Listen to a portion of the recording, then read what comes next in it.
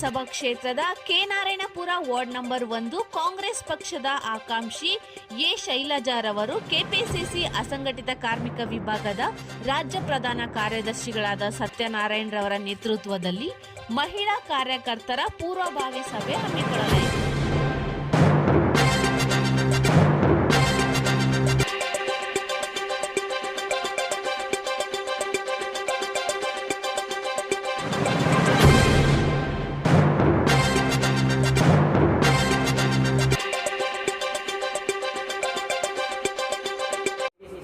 ಸಭೆ ಹಮ್ಮಿಕೊಂಡಿದ್ರು. ಪೂರ್ವಭಾವಿ ಸಭೆ ಸಹ ಇಲ್ಲಿ ಹಮ್ಮಿಕೊಂಡಿದ್ದೀರಾ. ಇವತ್ತೇನು ಹೇಳ್ತೀರಾ?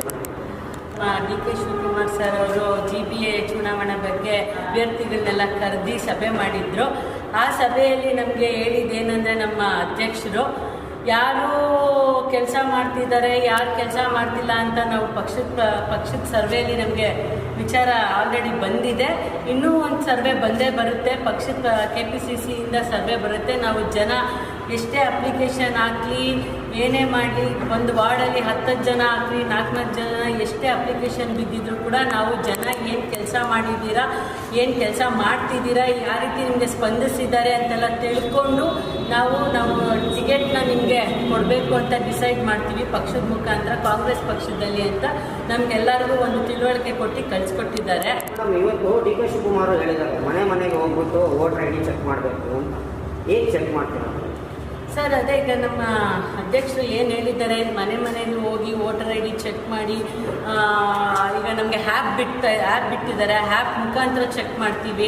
ಆ್ಯಪ್ ಮುಖಾಂತರ ಚೆಕ್ ಮಾಡಿ ಯಾರು ವೋಟು ಇವತ್ತು ಒಂದು ಮನೇಲಿ ಎಷ್ಟು ವೋಟ್ ಇದೆ, ಆ ವೋಟ್ ಅಷ್ಟು ಜನದ್ದು 5 ಜನ 6 ಜನ ಒಂದು ಮನೇಲಿ ಇದ್ದೆ, ಅಷ್ಟು ಜನದ್ದು ಯಾವ ವೋಟ್ ಬೂತ್ಗೆ ಸ್ಪ್ರೆಡ್ ಆಗಿದೆ ಫಸ್ಟ್ ಅದನ್ನು ನೋಡಿಬಿಟ್ಟು ಆ ಬೂತಲ್ಲಿ ಇವರು ಇದಾರ ಇಲ್ವಾ ಅಂತ ಫಸ್ಟ್ ನೋಡ್ತೀವಿ. ಯಾಕಂದರೆ ಕೆಲವ್ರದ್ದು 5ನೇ ಬೂತಲ್ಲಿರುತ್ತೆ, ಕೆಲವ್ರದ್ದು 8ನೇ ಬೂತಲ್ಲಿರುತ್ತೆ. ವೋಟ್ ಹಾಕೋ ದಿನ ಅವ್ರಿಗೆ ಪೇಷನ್ಸ್ ಆಗಿ ನೋಡೋಕ್ಕೆ ಅವ್ರಿಗೂ ಪೇಷನ್ಸ್ ಇರೋದಿಲ್ಲ. ಅದಕ್ಕೆ ಅವರು ಅವತ್ತು ವೋಟ್ ಹಾಕೋದಕ್ಕೆ ಕೆಲವರು ಹಿಂಜರಿತಾರೆ ಅನ್ನೋದು ಕಾರಣದಿಂದ ಎಲ್ಲ ಮನೆಗೆ ಹೋಗಿ ಅವರ ವೋಟು ಯಾವ ಬೂತಲ್ಲಿದೆ ಅಂತ ನೀವು ತಿಳ್ಕೊಳ್ಳಿ, ಅವ್ರಿಗೂ ತಿಳಿಸಿ ಅಂತ ಹೇಳಿ ಮನವರಿಕೆ ಮಾಡಿ ಬನ್ನಿ ಅಂತ ಆಲ್ರೆಡಿ ನಮ್ಮ ಡಿ.ಕೆ. ಶಿವಕುಮಾರ್ ಸರ್ ನಮ್ಗೆಲ್ಲರಿಗೂ ಹೇಳಿದ್ದಾರೆ. ಆ್ಯಪನ್ನು ನಾವು ತಯಾರಿ ಮಾಡಿಕೊಂಡು ಮನೆ ಬಾಗಿಲಿಗೆ ಹೋಗೋದಕ್ಕೆ ಆಲ್ರೆಡಿ ನಾವು ಶುರು ಮಾಡಿದ್ದೀವಿ. ಸಭೆ ಸಹ ಹಮ್ಮಿಕೊಂಡಿದ್ದೀರಾ ಸರ್? ಇವತ್ತು ನಾವು ಸೇರಿರೋದು 3 ಕಾರಣದಿಂದ ಸೇರಿದ್ದೀವಿ.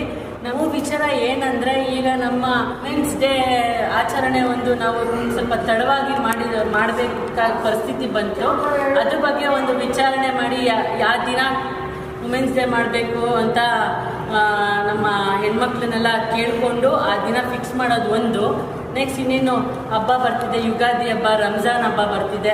ನಮ್ಮ ಹೆಣ್ಮಕ್ಳುಗಳಿಗೆ ನಾವು ಏನು ಗೌರವ ಕೊಡಬೇಕು ಅದ್ರ ಬಗ್ಗೆ ಎಲ್ಲ ನಾವು ಅವ್ರ ಹತ್ರ ವಿಚಾರ ತಿಳ್ಕೊಂಡು ಅದೊಂದು ಕಾರ್ಯಕ್ರಮ ವುಮೆನ್ಸ್ ಡೇ ದಿವಸನೇ ಅದು ಒಂದು ಮಾಡೋಣ ಅಂತ ಅದೊಂದು ವಿಚಾರ.